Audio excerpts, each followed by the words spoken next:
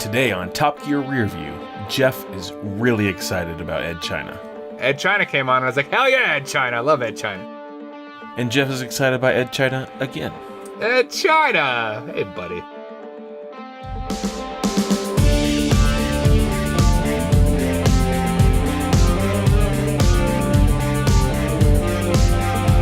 Welcome, everybody, to Top Gear Rearview. Tonight, we are watching Series 1, Episode 5 of the UK Top Gear. This is halfway through the Jason Daw era. It aired November 17th of the year 2002, and the guest is Jonathan Ross. And tonight, we're looking at the Mercedes Benz S Class versus the Audi A8. Mr. Daw, in his timely tenure, is looking at used 206, which is the hot car of the time. The Maybach 62 is run through with Clarkson.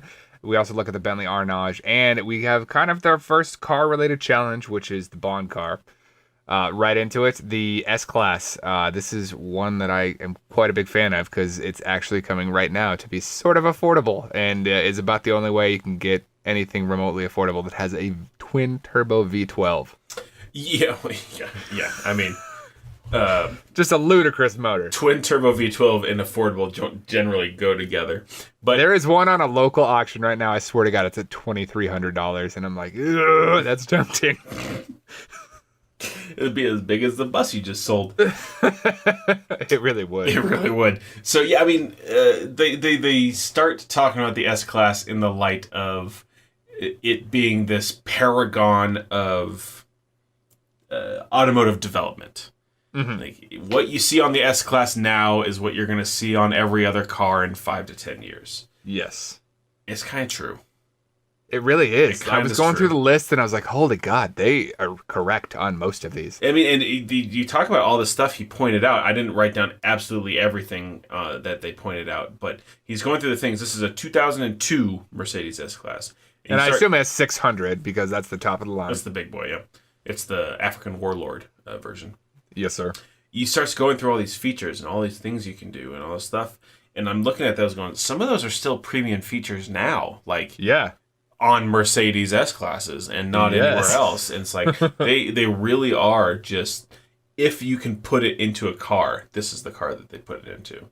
Yeah, it is. I mean, that's still the benchmark, I would say. I mean, you have, like, Maybach is about to come out with another one, or just came out with another one. That's the high-end Mercedes. But, like, the S600 is still the benchmark of the like, ultra-luxury, like, that's what the fancy bigwigs in the Hollywood drive. I mean, the biggest thing that they talk about, really, the one feature he really talks about, I guess besides the voice control, which we can talk about. Oh, God. The one thing he talks about is the adaptive cruise control, which is everywhere these days. It is, and it's wonderful. Like, we have a car with that on it, and I gotta say, like, thank God, that's a wonderful feature. That is, I'm so happy that came to be. Seems like something that would be nice. Mine don't have that one. Yeah, well, you're not Mr. Fancy Pants like I am. They had some funny ones too that I was like, who needs those? Like the headrests you could like hit a button and headrests like drop down. So it's just like a passenger annoyance feature. So you can see backing up. So you can have really big, comfortable headrests, and then you can also back up and see. Fair enough. All right. They talked about satellite navigation. I guess that's pretty new at the time. Yeah, and now it's funny because that like has since came and gone. Like it got really, really good where it was like, yeah, this is great sat nav and whatnot, and then it's like, oh, our phones do this, so now all cars just have like CarPlay or Android. Yep. The 140 motors in the car. That was impressive. I bet there's probably like half of those in the seats. Yeah, I gotta imagine like all the crazy different features, massages and wake 'em ups and all that. What's that one? Oh, that's the Wake 'em Up B motor. that's the Wake 'em Ups if you're falling asleep. Yeah. I did think the proximity key. That's one that again, that's something that's becoming very prevalent. You just keep your key in your pocket, walk up to your car, touch the handle, and open. And it's a really nice one. We have that on my wife's car, and it's awesome. But I thought what it actually was for him, which was like a fat credit card, like a separate thing. Why isn't it just a key? Why isn't it that key? Because you also have a key in case like the battery dies on your car. You have to open it.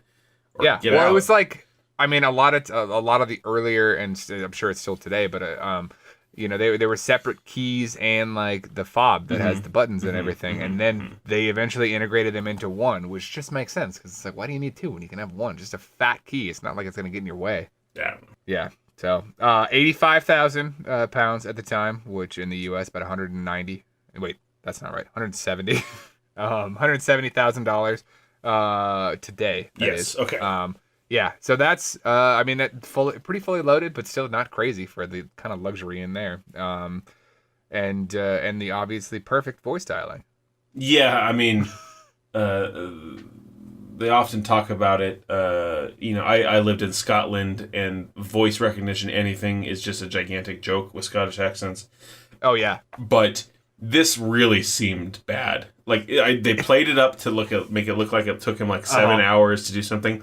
But the look on his face a few times when he would say 377 and it'd go 27960, he was just flabbergasted by how bad it was. 349 2005249. 349. The number is deleted. Please continue. 249. Why don't you listen? I mean, this becomes a trope. This is something that like he does in later episodes on other cars where like the voice dialing is just wrong. It definitely is. It's not even just him. Like it turns into Hammond and some others too, and it's a fun ongoing gag. So this is kind of the genesis of that. And this did not disappoint. I was laughing. It was funny. It was really. There's not been. I mean, this is kind of the bastard child season of Top Gear, and this particular portion, I was like, okay, they're starting to catch their stride here. So yeah, it's that was a good time. I thoroughly enjoyed that. Now their competition was the Audi A8, and I gotta say I think they left. I mean they talked about it for a bit, but not much. It was a cheaper car, all-wheel drive versus rear-wheel drive, a V8 versus a V12. But personally, I like the looks of the Audi a little better. Yeah, I mean I feel like it might have had not as many features. I mean, yeah, for sure, 25,000 pounds worth. But they really, I felt like they talked about a lot of cars in this episode. They really did a skimming on a lot, and they kind of went a little bit deeper on the S Class and maybe the Maybach, but not as deep as they would normally go. You don't get there's not as many anecdotes or metaphors coming out of them for them. They're just kind of telling you the facts and then moving on. And they definitely did that with the A8. Is they kind of said, here's all these facts. It's not as good as an S Class. Move on to the next car. Let's go. Yep. I've always liked how those big beefy Audis looked. The A4 of the time looked really good as well. I think it just had the right proportions, and the A8 was just basically like a 1.3x A4. Yeah. And I looking back is like that's one that I'd buy. And they actually translated that all the way into the oh god, I'm forgetting the name right now, but it's a VW that they Phaeton. That's it, the Phaeton. And the Phaeton looked very similar to an A8, and same thing, just a good looking car, like not flashy, not over the top, just nice and clean, good proportions, the Phaeton had the W12 in it. It did. I wish that's one that I would. I think they made something like 100 with a W12 and a manual. Maybe it's the W8. I don't know. I might be making this up because I don't think the Phaeton ever came with a manual. But yeah, W12 is a crazy engine, and I can respect that. Yeah. Yeah, so they they really just glanced through the A8, and then they even more glanced through the Jaguar XType, which if you hadn't listened to Series 1, Episode 4 yet of Top Gear Rearview, I talk about it and I tease, but they drive by the Jaguar XType. They've got a version in the showroom that looks chromed, but I guess it's just bare aluminum bodied. It must have at least been polished. At least polished. It was very shiny. See, now the interesting thing, you say XType. I thought it was the XJ. I thought it was the I don't know, XJ308. I don't know. Yeah, okay, it's the XJ. Yes. Yeah. Sorry. So they're talking about the Jaguar XJ. It looks like, is that not the same body as the XType? I think it might be. Okay. Well, we might be talking about the same thing. We might be talking about the same thing. XType, XJ, I think that's the same thing. So they're talking about the new Jaguar, and they have this polished aluminum-bodied, no paint version out on the floor. And they talk about how they kind of speak a little bit like the innovation that Jaguar is going through and making this unibody car. And they even go into give an explanation of what a unibody car is. You see, like the Audi, okay, it's made from aluminium, but it's built in a completely different way. This, okay, this is the Audi. Now, it's got an aluminium skeleton onto which all the aluminium body panels are bolted. So you've got the weight of the skeleton and then the weight of the panels. Now, the Jaguar is more like a lobster, okay? A lobster. A lobster. It's got an exoskeleton. What you see here, this is the structure. That's it. A lobster. Exactly. You don't get it, do you? No. And they're trying to sell me that this is new. Yeah. It's It's not. not. It It's is not not at even all. close to new. No, sir. They're really selling me on this Jaguar, and they didn't really do anything. But I took a deeper dive in. I looked at this Jaguar, and I said, I don't even think that this is new for that car. And I dove into what chassis this was built on. And this is at a time where Jaguar was owned by Ford. And this is built on a chassis called the CDW27, which is I went a little deep on this one, which is... Getting inside baseball, yeah, let's go. It is a Ford and Mazda developed chassis. Now, there's always been this marriage between Ford and Mazda. There's a lot of times where you get... my mom back in the day had I believe it was a Mercury Villager minivan. Yes. And it actually had a Mazda engine in it. Okay. And so there's always been this marriage between Ford and Mazda. This is the same, and we mentioned it last episode, this is the same chassis that the Ford Mondeo is built on. So I got to imagine this is also probably the Mazda 6 chassis, right? I don't think so, no. No, okay, a little early. Maybe the Mazda That 626? that did not come up in my research that this was any Mazda chassis. Interesting, okay. This was just developed by Ford and Mazda for Ford cars, which essentially is the Mondeo Contour line and then this Jaguar XType line. And then this was then further developed down into what is now the latest Ford Mondeo line. A quick thing, it took them $6 billion to develop this chassis. Holy crap. $6 billion in, I believe, the early 2000s. And that was a 25% savings over developing 2 or 3 different chassis. All right. So $6 billion is apparently a bargain. But it leads me to say why I think a lot of the Fords at the time, I guess including the Mondeo, but especially the Focus and the smaller Fords, all handled really well. It's because Mazda made them. Yeah. And Mazda knows how to make a car. And we talked about this a lot. As we've discussed. That the Mazda 6, surprisingly enough, can handle. Should not be surprised that Mazda can make a cheap, well-driving car. They make the Miata. Make Come the on. MX-5, exactly. Yeah. And so this is interesting inbreeding. There's always a lot of inbreeding across these international conglomerations like Ford and General Motors and stuff like that. Ford has a minority stake in Mazda, so that's the relationship there. Still to this day, Ford has a minority stake in Mazda. And so that's how they've got the development teams together and where the money comes from and stuff like that. Yeah.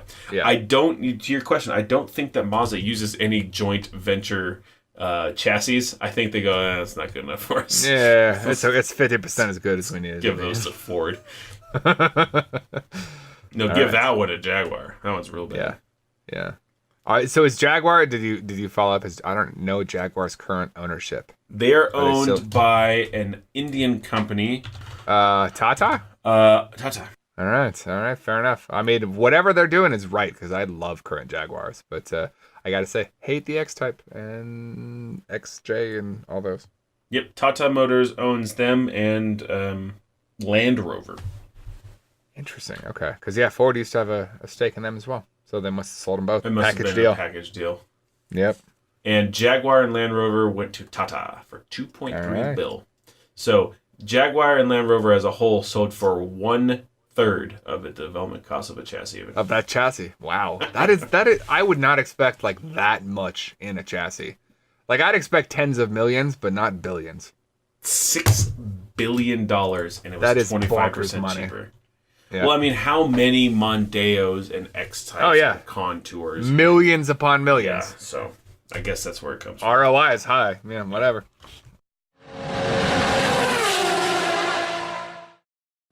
let's talk about the news. I don't have much to say. I agree with their comment that the Nissan Z line started good, got bad, and then the 350Z kind of brought it back. But I don't think that's really... I don't think at that point, when the 350Z came out, it was a revitalization of the Z line. It did definitely help. I don't know if it is anymore. I don't think it panned out. Well, I really like the 300ZX. I think it's a good car.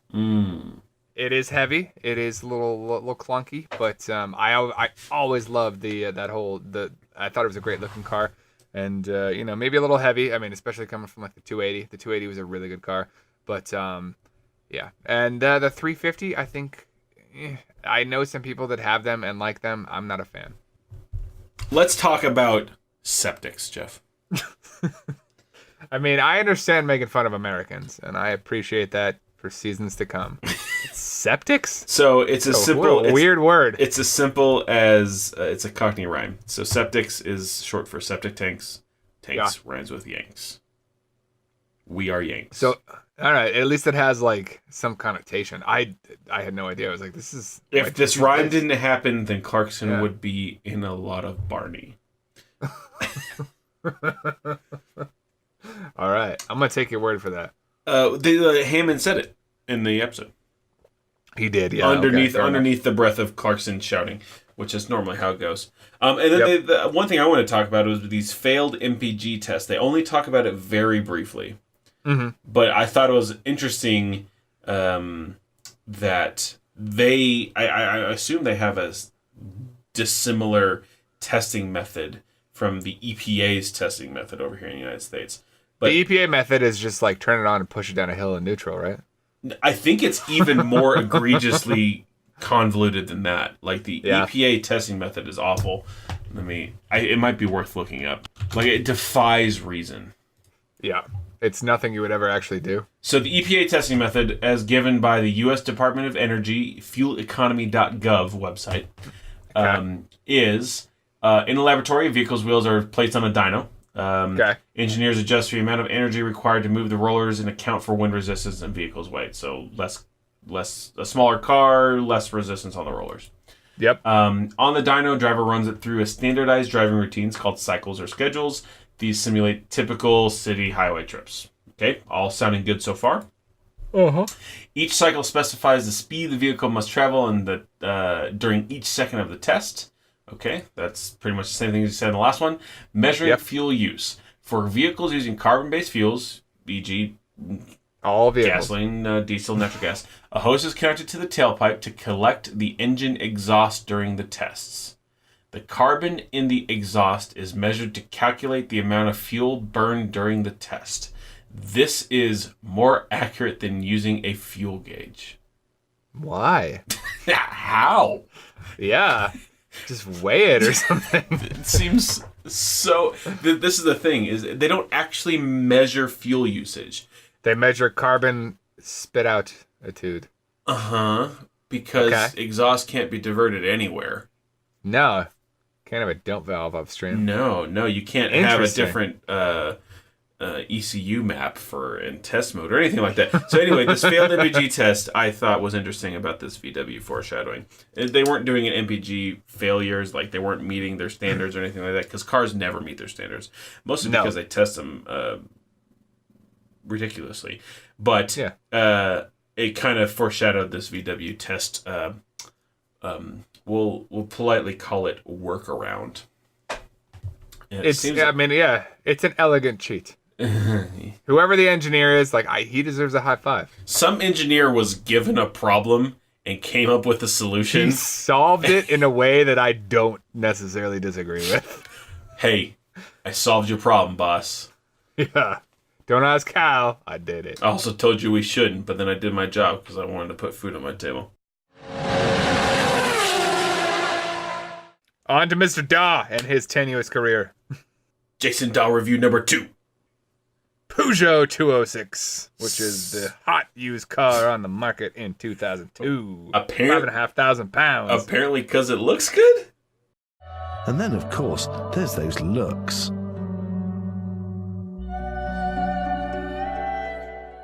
And although that design is 4 years old, it still looks absolutely great.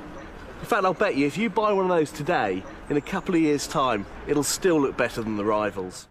Yeah, anywhere. You can take it to the prom, you can take it to a funeral, you can take it to a bris, I don't care. Anything looks good at the bris. I don't disagree. It's not a bad looking car. I mean, it's a hot hatch, not hot hatch. It's a hatch. It's a small hatch. I mean, given that he did say don't buy the 1.1 liter, it's not a hot hatch. It yeah, or the 1.5. You want the 1.4. Yeah, that's the right one. That's the perfect amount of hotness. He also says to Most 206s come with either a sunroof or air conditioning. You do have a choice. You're better off going for one with aircon, like this one. It'll cost you a few £100 more, but it's well worth it. because apparently those cannot be on the same car. Mutually exclusive, sir. If you're gonna open that sunroof, you may as well. That's all the AC you need. I wrote I have 4 lines for this Peugeot 206 review. I wrote, looks, oof, sunroof or AC, why not both? And then I wrote, this used car, man, oof. So you didn't like the looks? I don't necessarily like the looks of almost any Peugeot. Okay, I don't hate them. I don't love them, but like this particular one, I was like, it looks like a hatchback. I mean, it looks like a cheap kind of, I mean, given, I don't even know if Peugeot is French. Yeah. Yeah, so I would, I'd kind of, but I didn't dislike it. I would not mind owning something like this. I think it looks a bit bug-eyed. It looks really small. Yeah. And Jason Daw does not seem like a small human, though. No, well, and he drove it. It's for the rest of the people. Yeah. I've ridden a couple Peugeots. I don't think I've ridden a 206. I've ridden in some previous ones. I think I've ridden in a 106. Okay.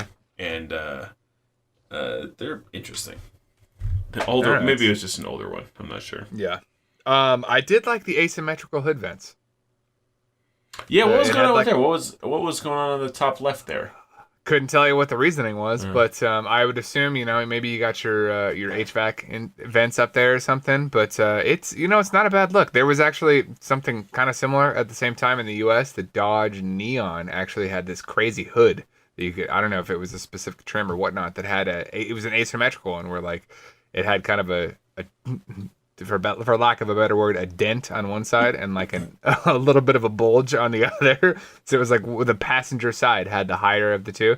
And I kind of liked it. It just has this like little tweak of like asymmetry that makes the car stand out a bit. It's different. Yeah. So I don't know. It's not a bad looking car. It has some uniqueness. I would not quite understand how it was like the hot car of the moment, but whatever. UK people do what UK people do. Yeah, I mean, it might just be reasonably like well priced. It might have been cheap from the get go. Turned out to be a pretty reliable car, and $5,500 used. I mean, that's an $11,000 car today. If it's gonna work well and last for a while, like that's a good used car. Looks good, lasts for a long time. Gets you from A to B for as many times as you want to. Yes, sir. And that's about what I got there, which is, unsurprisingly, why Mr. Daw is nearing the end of his tenure. Yeah, I mean, I guess we rag on Jason Daw a lot, but let's talk about it a little bit. His segments are boring now. Yeah. A, because we're not British. B, because it's not 2002. Yes. And C, because I'm not particularly looking for maybe whatever car he's talking about that day. It is. They're just so subjective. I think it's due to the unique way the Top Gear is funded, as they like to say, as a BBC show. I think they're trying to put in a little more education or current events or stuff like that. It has to be informational. Yeah, and that is fair. They've chosen to do that in season 1 here as giving you used car advice. Yeah, they obviously dropped that. That is no longer A, needed, or B, desired, or both. But every time I see Jason Daw, I feel like they're just trying to shove stuff down my throat to tick a box in someone's checklist of shows that can be on the BBC and be listed as educational. Yeah, And not just entertainment, Yeah. but also like worthwhile consumer advice. Yeah, exactly. You should think about that every time you see them talking about a car and they bring in a competitor as well. That is a BBC requirement. They can't just talk about one. Okay. They always have to That's talk fair. about a competitor, so they can't be seen as essentially governmental Biased. endorsing the government endorsing a product. Fair enough. I will give Mr. Daw his fair shake. He was the government shill. It seems like but that being said, super boring. Oh my god, don't care about used cars in 2002 in the UK. That's what I still can't buy here. A Volvo or a Peugeot, not a Volvo. 206. Yeah. Not available. Nope, not available. So with that, on to the guest of the episode, Mr. Jonathan Ross. Jonathan Ross is apparently quite famous in the United Kingdom. I never once watched a show with him, hosted by him, starring him, anything like that, produced by him. But apparently he produces, stars, hosts, all sorts of... He's essentially a chat show host in the UK. There's chat shows all over the place. He hosts a Friday night one. Quite famous. He's been knighted. That kind of famous. Oh, wow. Yeah, I don't think... That's legit famous. Well, he hasn't gotten to the level where you can call him sir, but he's not Elton John. He's got some medals and stuff, yeah. Okay. But he has a radio show, things like that. And he's also quite controversial, so he's in the news a lot. So he says controversial things, I assume by design, to be in the news a lot, which would make sense. But his interview was interesting. They didn't do any of the car stuff that they'd done previously. He's obviously not a car guy. Not so much. No. I like how he said turquoise that one time. I don't have much to say about him because they kind of just talked about his clothes. See, this is interesting. So, like, I like that they were talking about how torque doesn't exist. Okay. Yeah. You know, as an engineer, I was like, oh, shut up, but you know. But honestly, I think this is the best interview they've had so far. Oh, I was entertained. I was okay. entertained. I thought it was funny. I liked Coogan's. Coogan? I thought that one was good. Coogan was not bad, but I think this one, like, I mean, I laughed and I enjoyed it, and I didn't write down a lot of specifics, but I did enjoy it. I'd like to know what duck egg blue is. Yeah, I mean, I got a rough idea, but it might be Robin's egg blue, so I might just be full of it. Just, those are completely different, Jeff. They're totally different. Way different sizes, way different environments. Yeah. I understand. Yeah. Yeah, but you know, I did this. One of the interesting things about his lap, so it was wet, obviously, and this seemed to be the first time they threw like, and I don't know, we'll see in later episodes, but he threw an arbitrary penalty on there. I don't know if I had ever seen one before. I know. I saw it, like, watching it, I was like, oh, he just did the hammerhead, and he cut the bejesus He was out of the all hammerhead. over the place. Yeah, yeah, he was not paying attention to lines as much as instinct. I don't know, but Just yeah, that when he said where like the plus cameras 2 are pointed. seconds, yeah, he was like 2 seconds, and I was like, that you're allowed to do that? Okay. So that he did it in 155. That put him at 157. Wait. Oh, you got more? Yeah, okay, fair enough. Yeah, no, 155, 157 with the 2 second penalty. Yep. And so, I mean, he's kind of out of the running anyway, so the 2 second penalty is kind of useless. Yeah. He was pretty slow. Even though he cut the hardest corner. Didn't he destroy Enfield? Well, Harry Enfield Slow as hell. doesn't count. 2 minutes is just egregious. If you start with a 2, there's no soup for you. It was dry. It's just True. He was just going backwards. He was in reverse the entire time. So that 2 second penalty, I don't think really mattered too much. But yeah, it was interesting that it was just kind of thrown out there. I've certainly seen people cut corners since. But not as egregiously. He just straight up like bad, he made the hammerhead like a J. Yeah, barely. Yeah. Yeah. But yeah, that's what I got is the torque does not exist. I thought it was funny. But obviously not a car guy. Did not talk at all about his cars, which is fair. Whatever. That's fine. It's Maybach time. It's Maybach time. 281,000 pounds. Today's dollars pushing $600,000. I was just to say $300,000. That's really No, good. that'd be a bargain. Yeah, I mean, not Pagani Zonda, but you know, Crazy money still. yeah. Now the crazier thing, I have seen one of these. I have poked my head inside one of these. Oh, you have. I have. When I was a young engineer in Moline, Illinois, working for John Deere. Somebody, and I still don't know who, because the guy would not tell me. The driver was very tight-lipped about who owned it. Yeah, there was somebody parked out there, and he let me poke my head into the car, but would not let me know who owned A it. certain Jonathan Deere III. I'm sure it was somebody if it worked for John Deere. Because come on, it's Moline, Illinois. Who's going to be there? Nelly? No. Ooh, topical. Anyway, very, very nice car and very big car. 6.2 meters long, 20 foot 4 inches. I own a regular length Ford E250 cargo van. It's 19 feet, bumper to bumper. It's huge. It's a massive car. Massive. That's just shy of 7 feet shorter than my bus that I just sold. It's crazy. The Maybach line was something that had existed previously, and this is kind of the reincarnation of it again. Yep. So it's It definitely a is. sub-brand of Mercedes. It's not like a car model of Mercedes. It's like a whole different brand. It's kind of like Lincoln to Ford. It's its own. Almost. It's kind of it's its own thing, really. I mean, it's Yeah. hard to explain because there's so few models. That it's like, yeah, it's hard to really put into perspective. But it is like if you want an S600, but you're not you don't want to be a peasant, you buy a Maybach. You wanna drive around like Simon Cowell. Yeah, Yeah, Simon Cowell's got a Yeah. Maybach for sure.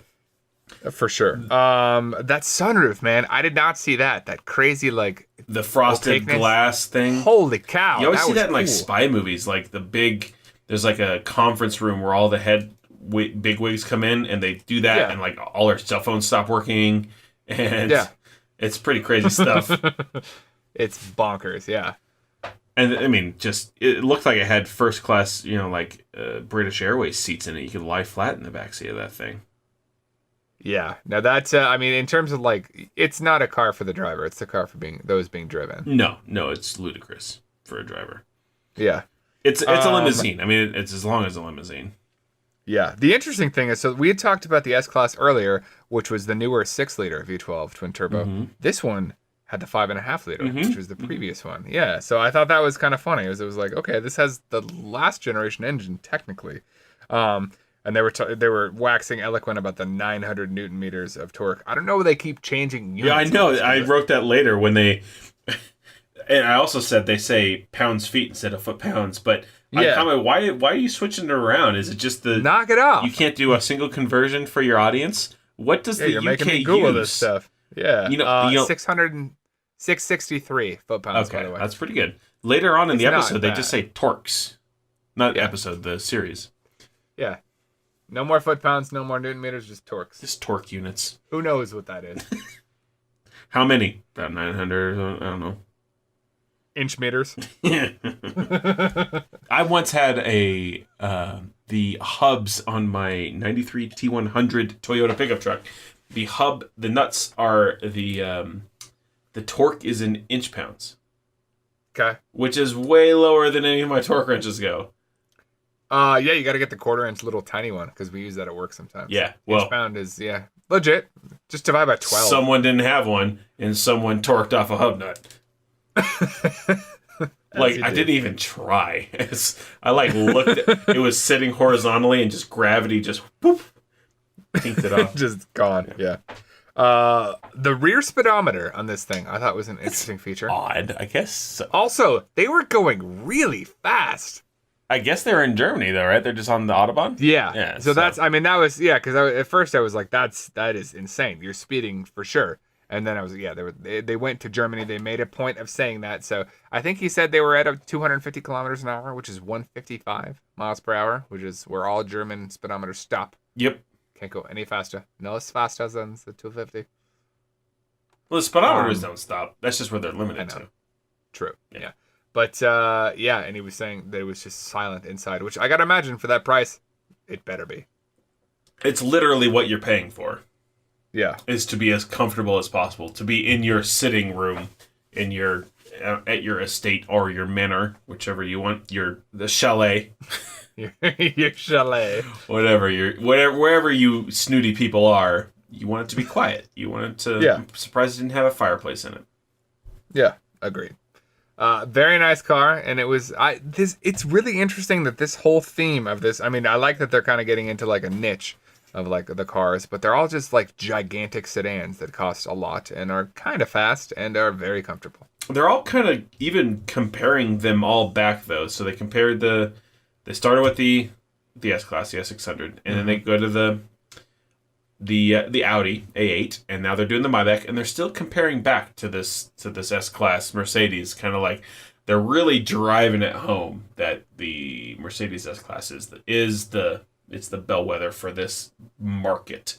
It's for sure where you should buy your car. I mean, yeah. I mean, if you're really looking at a Bentley, if you're like, is this worth 3.5 times what an S Class is? I mean, maybe, but that's a lot of money for that kind of car. Well, speaking of a Bentley, I assume you meant the Maybach, but speaking of the Bentley, sorry, yes, the power lap this week was the Bentley Arnage T, which is a super old looking Bentley. Like it looks like a mid '80s Rolls. Like I don't think the Arnage has changed how it's looked in the last 35 years. It was quite aged looking. Interestingly, the Continental GT came out the year after the series, so 2003, and that is like just light years ahead of it in terms of like looks. I mean, it actually looks like a fast car. Yeah, the Arnage is like, it looks like 94 model year. Well, the Arnage was built from 98 to 2009. Yeah, so it's not a new car at this point. No. Not remotely. And interestingly enough, it also came as, you could buy it at that point because they were co-owned as a Rolls-Royce, as the Silver Seraph. Oh, so it was the same car. Well, that's why it looks like. Yeah, same. Yeah, so they both use that same twin-turbo 6.75 liter V8, which is a giant V8, especially considering the Maybach we were just talking about was a 5.5 liter V12. 6.75 liter V8 seems like it powered a World War II aircraft. Right? Yeah, that's something that came from the mid-30s. That's a big engine. Those pistons are punching your face. Yeah. They were whipping this thing around the track. I think that was kind of the joke. It was, yeah. Like, it's a Bentley. It's a giant sedan, and you can still like slide it around. But my note was sloppy drifting. I was like, this is when Clarkson, maybe he wasn't as good of a driver as he was today, or I don't know. But it was something didn't seem quite as right. It was like it was sliding, but it was sliding dirty. Mine said, "Damn, look at that body roll." I think he was trying to drift it like he normally would, or you just slide it, but it just kind of almost wouldn't have it. Flipped over on him. It's like, just slopping side to side. I'm not built for this, man. Just slow your roll. Yeah, 170,000 pounds at the time, so about $350,000 today. Not remotely cheap. No limited slip differential. Yeah, I mean, this thing, it looks old, it sounds old, it's just got a big fat engine inside of a big fat car. It's a 6,000 pound in weight car that can go 0 to 60 in 5.5. That's moving. But, it seems like old money. So what did you say 900 newton meters was in 663? 663. So this thing has 645 pounds-feet of torque, which I assume is foot-pounds, since that's one of the I gotta hope so. Associative property, whatever one of those is. But that is pushing a heavy car really fast, 0 to 65.5. It really is. I mean, this thing has some oomph. Yeah, without any sort of limited slip diff. So I guess they had to get a good run out of it. Had to put a real driver behind it to not do that. They also said that during their test they had a complete brake failure. Just I saw that. Just done. Well, that's not good. No, figured you could get a robust brake system for your $180,000. Beggars can't be choosers.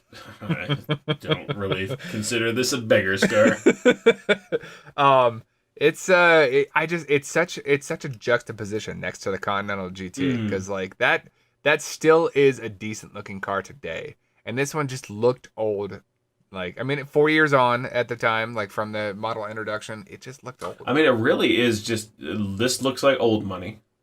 Yeah. The Continental looks like new money.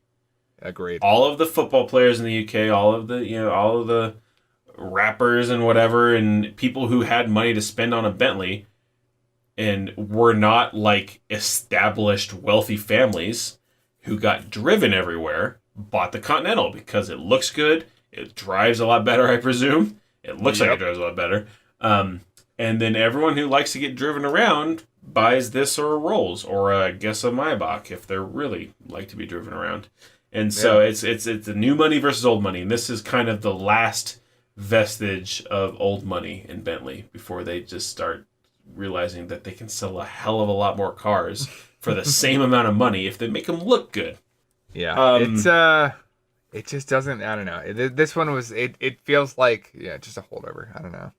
This did a 140. This is the power lap for the week. This is the one car that went around the track. It did a 140 in the wet, so a 136 if you use the 4-second rule. And hopefully by next recording, we'll have some sort of metric to put that on that we can agree on. With any luck. We'll see. Now, this was succeeded by the Mulsanne, which I think there was a gap there, I want to say. The Mulsanne, it makes a little more sense. It looks fresher. It looks like a Bentley with the big circle headlights. It looks like a combination between this and the Continental. It really does, yeah. I agree. Yeah. It's still got that 6.75 twin-turbo V8, same engine. Yeah, I think they resurrected it, and that was just like, it stuck around. It's an interesting motor, but I tried to pull some comps for this, like in terms of what else you would buy at the time. There's not a lot. I said maybe the XJR, that's cheaper and not as fast. M5, sort of, but not really. So like the only real competition I had was the exact clone, which is the Rolls-Royce Silver Seraph. Yeah. I mean, I guess, how many thousand pounds was it? 170. 170,000 pounds. That's enough money, honestly, to put it into a Maybach range. If you have 170,000 pounds to pay for a car that you're going to get driven around in, you probably have 280,000 pounds to get. Yeah, it's not that much more. It's really not that different. So it's probably competing against maybe the small Maybach, maybe not the 6.2, maybe the 5.3, 55 or something. 5.5. I can't remember. This is a 5.4 meter long car, so it's probably right in there. Probably the exact same price. Probably just direct competitor. So that's who I would say is the competitor. Are we done talking about all that crap? And can we finally talk about this Bond car? I mean, we're done with luxury sedans, I think. We talked about 4 of them. So. Let's be done talking about £1 million worth of cars, and let's talk about 300 pounds worth of car. Hell yeah. Now, the first thing I noticed in this, did you recognize the tech guy? But we gave all the good ones to our own cut-price Q, Edd China. Hello, how you doing? My, you are a tall one, aren't you? Yes, and he's 3.5. Thank you very much. He's created this. Yeah, Edd China. He's the wheeler dealer mechanic. Yeah, absolutely. I saw that and it was like, that immediately perked me up. I gotta say, I was getting a little bored. I was like, cool. Big old money cars. All right. And then Edd China came on and I was like, hell yeah, Edd China. I love Edd China. I really do. If you haven't seen Wheeler Dealers, if you're listening to this podcast, I assume you've at least heard of it. Yep. Wheeler Dealers, great show. One guy who talks a lot buys a car, and then Edd China fixes it up and actually does all the work. Yeah, that other guy's just a jackass. I hate him. I don't remember his name, but he's a jagoff. So he can go his own way. And Edd China's awesome because he actually does stuff with his hands. Yep, I like Edd China. But yeah, I recognize him right away. I'm like, oh my god, it's that dude from Wheeler Dealers. Edd China! Yep. Hey, buddy. Yeah. I gotta say, 100 pounds and he did all that stuff? Holy God. I have to say, there's no way he did that for 100 pounds. I know, that's a lie. No way I was like, no. I couldn't do that for 300. He dropped like 300 ball pit balls out. That's like $100 right there. Where the ball pit balls? I'm gonna go to Oriental Trading right now and see what those actually cost. How much are ball pit balls? So from last episode, they had asked their viewers to send in suggestions for what you would put into a... I don't even know. I did not write it down. They bought a Rover. They bought a Rover. And then a model of that. And they wanted to add in as many Bond features as they could for a set amount of cash. So they had £300 to buy and build the car, and they had to put in an ejector seat. And the ejector seat, they presumed would cost them £50. So really, they had £50 to put in to add all other of cool these stuff. other things. And we'll talk about all of the other things that they put in, but there's no way. I mean, even the tea tray that pops out the back was £6.50. That's like 20% of your budget. It really Where is. did the actuators technically come from? 13%. Yeah, exactly. So, well, I don't know. Watching how it went up, I was like, that might be on like some weird like hinge and just yanked it like it could just be like a string being pulled. Yeah. Yeah. Yeah. But I know what paintball guns cost, and they had 2 of them. Yeah, exactly right. Okay, so we can go through the features. So the first one they talk about is the ball pit drop. So this is similar to the oil slick that you shoot out the back of your car to make your the henchmen's, the baddies, as they say, lose traction and fall off the road. The baddies. So they had a ball pit, the door, you push a button. They had like a second lever next to the parking brake lever that had a button on it. They commented, Edd China specifically said these words, so you have this anti-mod panic button. And I looked for like 30 minutes to try to find out the reference for that because I really wanted to know. I did different spellings of anti-mod, M-A-U-D, M-A-D-E, whatever. That's made. And then panic buttons, nothing. Couldn't find a damn thing. So someone, if you know what they're talking about, please write us. Let us know. topgearrearview@gmail.com. I really want to know. So you push the button, ball pits come out, or the ball pit balls come out. I have a question also for our listeners, if there's anyone from the UK. Did all your McDonald's have ball pits like ours? Is that a thing? That is a good question, because, I mean, I don't know. I think maybe they had less space over there, so they didn't have all these play centers. But all of our McDonald's that had that wasn't like in an office building or something, have like a kids' play area that had a ball pit, which was this... Yeah, not anymore, but did. It had the cesspool of germs and just awfulness. It was so much fun. By the way, 500 ball pit balls on eBay. $20, $19.49. Okay, well, that's like a fifth of their budget. There you go. For 100. There's more than 100. I mean, not counting shipping, because I guess that doesn't count the budget, but yeah. Yeah, well, okay. Maybe they're right next to the ball pit manufacturer there. And call it Ball Pits R Us. And so you push the button, ball pits come out. The next one was they had good old Jason Daw back there with a paintball gun shooting at you, so the bad guy's shooting at you.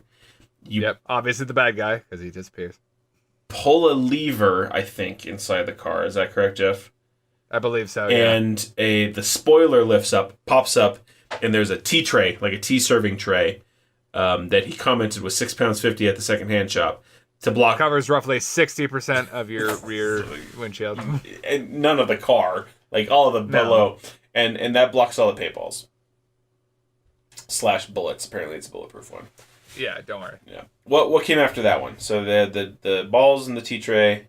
I want to say after that was the paintball guns in the markers. Yeah. So they drilled holes in the indicator lamps areas. Yep. Just no more turn signals, because you don't turn if you're a baddie. Wait, if you're, I guess, running from baddies. Yeah. And I guess they didn't have enough money to put the light bulbs pop out, gun barrels, pop in. That's like 100 pounds right there. It's just way out of budget. It's ridiculous here. So they and they're activated by doing something to the fuzzy dice. You pull down, apparently, which is amazing, because it did not seem like that would work. Which is, Hammond touches it, and then 2 guys, I think, inside the hood of that car are pulling triggers. That engine is long gone. There's just dudes hanging out. Actually, Edd China did say that he rigged up like some fake finger thing. That's right. Well, the way it's done, because most paintball guns are actually done manually, had to make kind of like a plastic finger and used a Metro windscreen wiper motor as a kind of a cog to actually flick it around. So that's how they become. Finger. Yeah, well, to whap the trigger like on a rotary. Yeah, he said he used a motor. I think it was like a wiper motor or something that he used. He's resourceful, this Edd China. He really is. And they were shooting, I actually did get this one, they were shooting a cutout, so Clarkson was sitting up there, he moves, and they're shooting a cutout of a certain John Prescott, who I believe is now actually Sir John Prescott, He was the deputy prime minister under Tony Blair, a member of the Labour Party, and I think more importantly to Top Gear, he was the transport minister from 97 to 2001. So right before the show aired, he was the transport minister, and presumably put in a bunch of rules that they didn't like. Maybe even the M4 bus lane. Potentially. At least signed off on it. And then they do the ejector seat, right? Yeah, when did the rockets come? I think that's the very last. Okay. Ejector seat would be next then, which I gotta say, like, I did not, the roof looked good. So I was like, whatever you did to fake the roof. Yeah, I mean, it looked like it looked like sheet metal ripped open. I wonder if they did it once and then just kind of stitched it back together and just didn't do an overhead shot. But yeah, I agree. It didn't look like there was any hole pre-drilled in. No, it was clean. Like that, yeah. And that was an impressive ejector seat. Like, it did like a full backflip, hit the face on the spoiler, but again, you'd be moving, so it doesn't matter. It's also, if you're shooting someone out of the car, they're a bad guy. So you want them on the spoiler. Ejecto-cedo codes. Exactly. And then they launched some rockets, which are fireworks. Pretty much. Yeah, that one was pretty lame. Just a couple tubes. It was about $4 a piece, probably. I don't know. Buy one, get one, you know? Yeah. It depends on the time of year you buy. You can do well. July 8th. Yeah. So that was the Bond car. I think they did a good job with it. This is really kind of the first cheap car challenge that they've had. Yeah. The format obviously changes over time, but this is a good start, I think. I think they did well with it. It really is. It was fun. It was entertaining. I no complaints. And I hope that Edd China comes back, though I don't think he will. I know. I think he might make an appearance like way later, but yeah, I think he's, from what I recall, reading his IMDb, this might have been his only one. Yeah, well, he kind of seemed like he was at least somewhat noteworthy even before he came on. Like, they didn't introduce him. He had some prestige. They didn't introduce him, but he talked a lot, like a big speaking part in the show, which is something. Yeah. I suppose. Yeah. Well, I think that was the end of the episode. There was no bombshell this time. Indeed it was, sir. Yeah, I think that's about it. So, on that note, if you're on iTunes and you got some time, go ahead and give us a rate and review.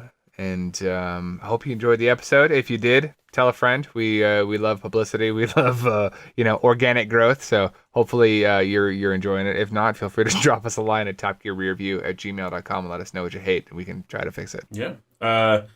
We generally figure that people who would listen to this would be car people, and go tell your other car people friends about it. And yes, sir. Hopefully we can see you all next time. So until episode 6, talk to you later, buddy. See ya.